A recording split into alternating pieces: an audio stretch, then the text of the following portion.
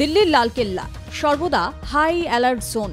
সেই এলাকাতে ঘটে গেল ভয়াবহ বিস্ফোরণ, 3টি গাড়িতে আগুন। দিল্লি বিস্ফোরণ কাণ্ডের পরে সমাজ মাধ্যমে প্রতিক্রিয়া প্রধানমন্ত্রী নরেন্দ্র মোদীর। পরিস্থিতি পর্যালোচনার বার্তা দিলেন তিনি। এক্স পোস্টে তিনি লেখেন, দিল্লিতে বিস্ফোরণে যারা তাদের প্রিয়জনদের হারিয়েছেন তাদের প্রতি সমবেদনা জানাচ্ছি।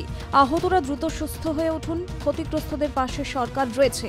স্বরাষ্ট্রমন্ত্রী অমিত শাহজি এবং অন্যান্য আধিকারিকের সঙ্গে পরিস্থিতি পর্যালোচনা করছি। শোক প্রকাশ করেন রাষ্ট্রপতি দ্রৌপদী মুর্মু। এক্স হ্যান্ডেলে তিনি লেখেন, দিল্লিতে বিস্ফোরণে যারা প্রাণ হারিয়েছেন তাদের পরিবার এবং বন্ধুদের আন্তরিক সমবেদনা জানাই। আহতদের দ্রুত আরোগ্য কামনা করি। দিল্লির বিস্ফোরণের পর স্বরাষ্ট্রমন্ত্রী অমিত শাহ জানান, তিনি দিল্লির সিপি এবং স্পেশাল ব্রাঞ্চের প্রধানের সঙ্গে কথা বলেছেন। সব দিক খতিয়ে তদন্তে যা উঠে আসবে সব প্রকাশ করা হবে জনসমক্ষে।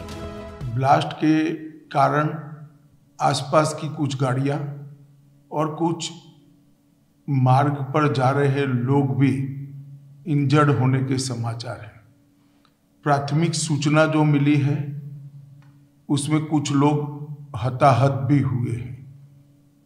ब्लास्ट की सूचना आते ही 10 मिनट में Delhi crime branch, Delhi special branch की टीमें स्पॉट पर पहुंची है। एनएसजी और एनआईए की टीम एफएसएल के साथ अभी गहन जांच करने का शुरू किया है। आसपास के स्थान के सभी सीसीटीवी कैमरा और बाकी सब चीज़ों की जांच के आदेश दे दिए हैं। मेरी सीपी दिल्ली से भी बात हुई है, स्पेशल ब्रांच के इंचार्ज से भी बात हुई है। सीपी दिल्ली और स्पेशल ब्रांच के इंचार्ज स्पॉट पर मौजूद हैं। हम सभी संभावनाओं को तराश रहे हैं और सभी संभावनाओं को ध्यान में रखकर इसकी गहन जांच की जाएगी। सभी ऑप्शन की तुरंत जांच होकर नतीजा जो आएगा जांच हम जनता के सामने रखेंगे।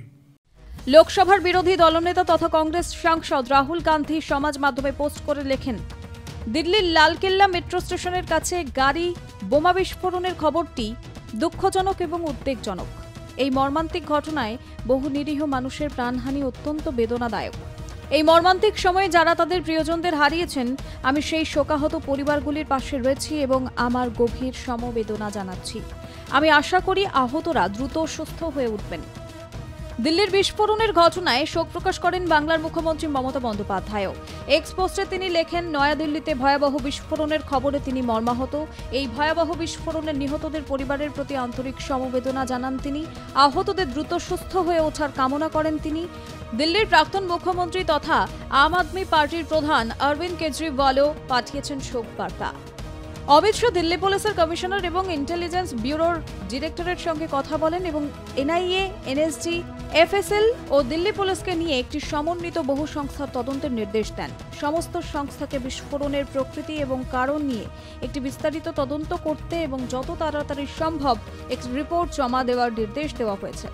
ঘটনার পর পরিস্থিতি খতিয়ে দেখতে মঙ্গলবার কেন্দ্রীয় স্বরাষ্ট্রমন্ত্রী অমিত শাহ নিজের বাসভবনে একটি উচ্চ পর্যায়ের নিরাপত্তা পর্যালোচনা বৈঠক করেন। এতে উপস্থিত ছিলেন স্বরাষ্ট্র সচিব গোবিন্দ মোহন, ইন্টেলিজেন্স ব্যুরোর ডিরেক্টর তপন ডেকা, ন্যাশনাল ইনভেস্টিগেশন এজেন্সির ডিরেক্টর জেনারেল সদানন্দ বসন্ত, দিল্লি পুলিশের কমিশনার সতীশ গোলোচ্ছা। ব্যুরো রিপোর্ট আর প্লাস নিউজ।